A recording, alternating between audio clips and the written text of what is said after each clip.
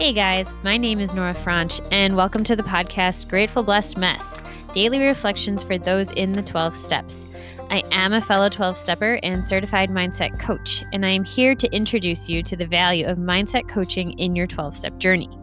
So if you feel like you are stuck in the steps, if you're slipping and sliding with your abstinence, mindset coaching may help you as it did me, and you can find me at catholicmindsetcoaching.com.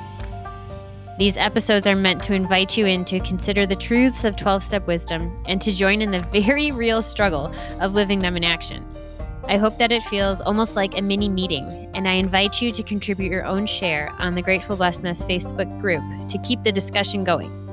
My comments are based on my own experience, so feel free to take what you like and leave the rest.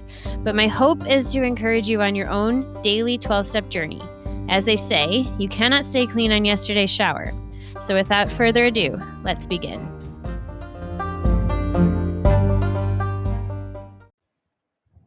Hey everyone. We're going to read from the Little Brown Book, A Day at a Time. It is the reading for December 15th. Some people are such worriers that they feel sorry about the fact that they have nothing to worry about. Newcomers in the program sometimes feel, for example, this is much too good to last. Most of us, however, have plenty of real things to worry about. Old standbys like money, health, death, and taxes, to name just a few. But the program tells us that the proven antidote to worry and fear is confidence. Confidence not in ourselves, but in our higher power. Will I continue to believe that my higher power can and will avert the calamity that I spend my days and nights dreading? Will I believe that if calamity does strike, my higher power will enable me to see it through? Today I pray. May I realize that the worry habit, worry that grows out of a broader, often unlabeled fears, will take more than time to conquer. Like many dependent people, I have lived with worry so long that it has become my constant, floor-pacing companion. May my higher power teach me that making a chum out of worry is a waste of my energy and fritters away my constructive hours.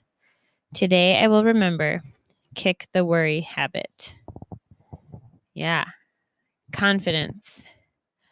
If we break it down, I believe it's con, C-O-N, and fide, faith. So it's like going forward with faith. It's faith in a higher power. It's that bold trust. That is confidence. That is confidence. And there's just this energy and this strength to the word that I think is just so cool and that I think many of us just so badly need. And so we're going to talk about worry. We're going to talk about worry today. So worry is, have you ever heard that like idiom or that expression that worry is a lot like sitting in a rocking chair? You keep moving, like you're constantly moving, but you never go anywhere. And I think that, like, for me, I find it very hard to be still, and I find stillness uncomfortable. And I think that when we are given something in life that is hard or uncomfortable, a lot of us have found this default of thinking that it's too scary or it's too hard, it's too uncomfortable to sit in it. So at least I'm going to move around and give myself like the false perception that I'm like somehow doing something which is making me feel better, or that I'm somehow getting away from whatever this uncomfortable thing is. It's like I have this image in my head of like worry being this, or of discomfort, some uncomfortable circumstance that you're in. You're just like in it. You're in the pond, and you're in this pond, and you could like sit and float.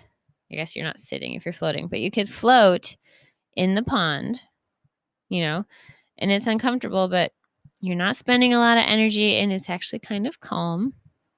Or you could start like canoeing around like a crazy person and waste all this energy and wake up the crocodiles and splash everybody on the side, and then you're in a big mess and everybody's mad at you. That's kind of how I'm thinking about worry here. That like either way we're in the pond. And so you can be frenetic and frantic and feel like you've just worked your butt off because you've canoed for 6 hours, or you can allow your higher power to help you float.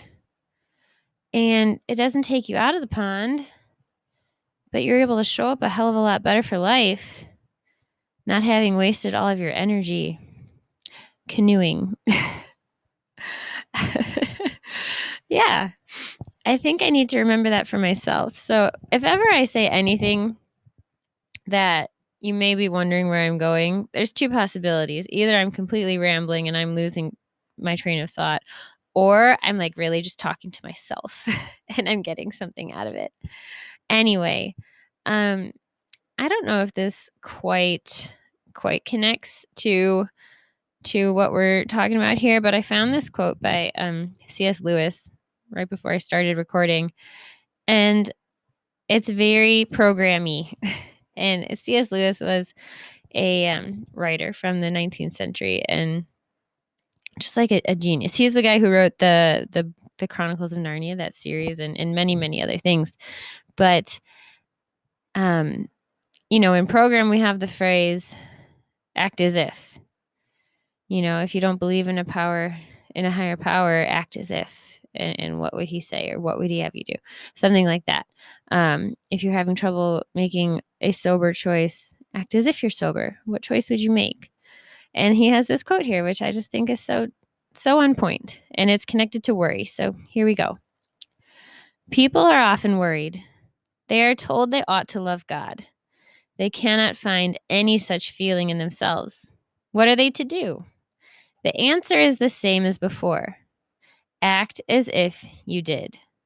Do not sit trying to manufacture feelings. Ask yourself, if I were sure that I loved God, what would I do? When you have found the answer, go and do it. And that's from his book, Mere Christianity. But I think there's this worry. It's just this energy. And I think this act as if solution that he's presenting and that the big book proposes is that you take action, and more action. So if you're worried, if you find yourself in worry, either take action or float. But either way, make the decision and leave the results to your higher power. With that, I pass.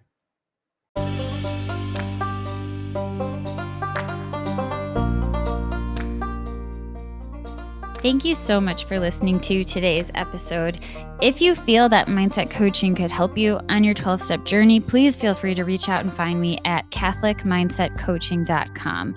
But more than that, it's important to me to give listeners like yourself a place where you do not need to feel alone on your 12-step journey. And for that reason, I've created a Facebook group. It's called Grateful Blessed Mess. And it's a place where listeners can go to add their own commentary on the share for the day, in addition to my own, and for us just to have a conversation or start a back and forth where people can find support in their 12-step journey. This is not a replacement for 12-step work.